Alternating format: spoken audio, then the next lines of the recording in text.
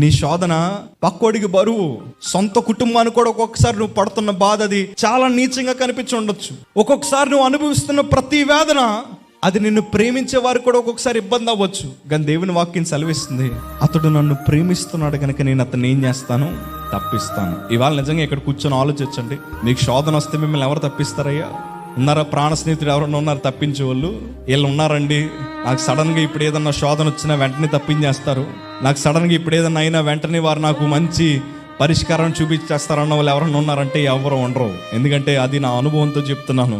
శోధన రాగానే మనుషులకి మనం ఏమైపోతాం తెలుసా? బరువు అయిపోతాం. అయ్యా నేను మాట అంటాను, నీ దగ్గర ఆస్తున్నంతసేపు బెల్లం చుట్టూ ఈగలు తిరిగినట్టు తిరుగుతారు అందరూ. అన్నీ ఉన్నప్పుడు అందరూ ఉంటారు, ఏవీ లేనప్పుడే కొందరు ఉంటారు. ఆ కొందరు ఎవరో తెలుసా?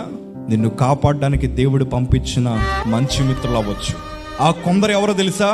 ఆత్మీయతలో బలంగా ఎదుగుతున్నవారు అవ్వచ్చు.